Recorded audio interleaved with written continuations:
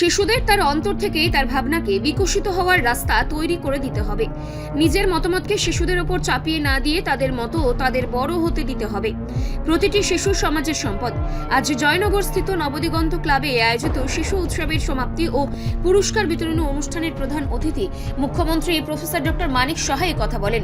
মুখ্যমন্ত্রী বলেন, প্রতিটি শিশুই নিজ নিজ বিভিন্ন প্রতিভা নিয়ে জন্মায়, তাই প্রতিটি শিশুই ভবিষ্যতের সম্পদ এবং তারা বড় হয়ে নিজ নিজ ক্ষেত্রে নতুন ইতিহাস তৈরি করার অধিকারী হতে পারবে।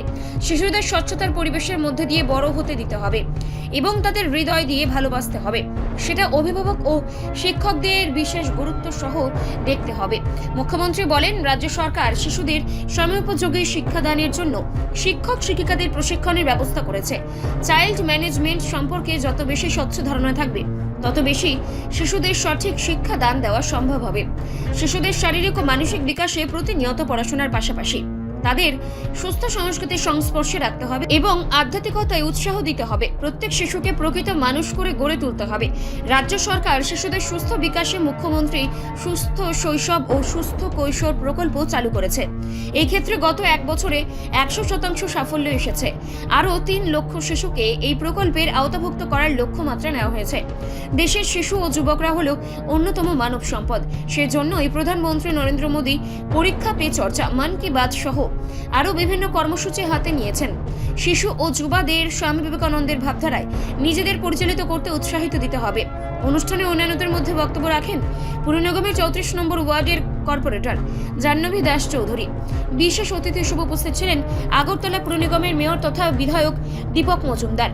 স্বাগত বক্তব্য রাখেন নবদিগন্ত ক্লাবের সম্পাদক অভিজিৎ দত্ত। এছাড়াও ছিলেন 35 নম্বর ওয়ার্ডের কর্পোরেটর ভট্টাচার্য, নবদিগন্ত ক্লাবের সভাপতি গৌতম বৈদ্য।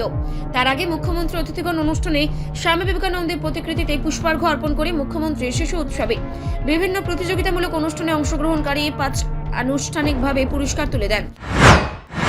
বিভিন্ন মত থাকতেই পারে, বিভিন্ন কারণে বিভিন্ন মত থাকতেই পারে, কিন্তু এখন দেখতে হবে দেশকে কে সুরক্ষিত রাখছে, দেশের জন্য কে কাজ করছে, রাষ্ট্রের জন্য কে কাজ করছে, রাজ্যের জন্য কে কাজ করছে।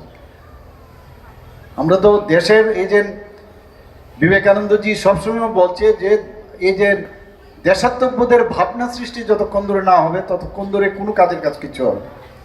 আমি একবার একটা বিরাট এখানে নাম করা, আমি নাম বলবো না, আজকেও বলেছি, কয়েক বছর ধরে ওনাদের ওই স্কুলে ভর্তি করার জন্য বহু লোক পরীক্ষা দেয় যে এই স্কুলে যদি ভর্তি হয় তার জীবন সুন্দর হয়ে যাবে, এবং একটা আদর্শ নিয়ে তারা স্কুলটা চালায়। তো আমি স্বামীজিকে একদিন জিজ্ঞেস করলাম, কলকাতা থেকে এসেছিলেন, ওয়েস্ট বেঙ্গল থেকে, যে আপনারা যে 31% এসটি রাখেন, 17% এসসি রাখেন, আর বাকি আপনারা ইউআর রাখেন, কিন্তু আমি তো সমাজে যখন কোনো সমস্যা হয় ওনাদেরকেও তো আমরা খুঁজে পাই না।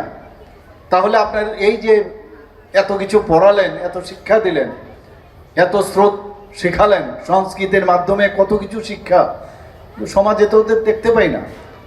উনি কি বললেন? চুপ করে রইলেন। শেষ পর্যন্ত বললেন কি, যে আসলে ওনারা আসেন ঠিকই, কিন্তু তাদের কেরিয়ার তৈরি করার জন্য।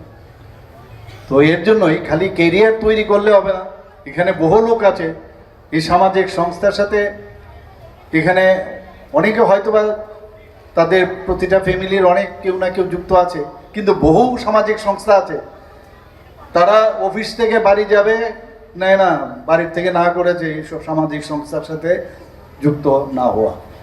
এখানে ভালো লোক এখানে থাকে না, অর্থাৎ আমি, আমার স্ত্রী, আমার হাজব্যান্ড, আমার ছেলে মেয়ে, বাস। তো সমাজ পরিবর্তন কোথা থেকে হবে? আজকে শিশুদের সেই রিপোর্ট সংবাদ প্রতীক্ষা।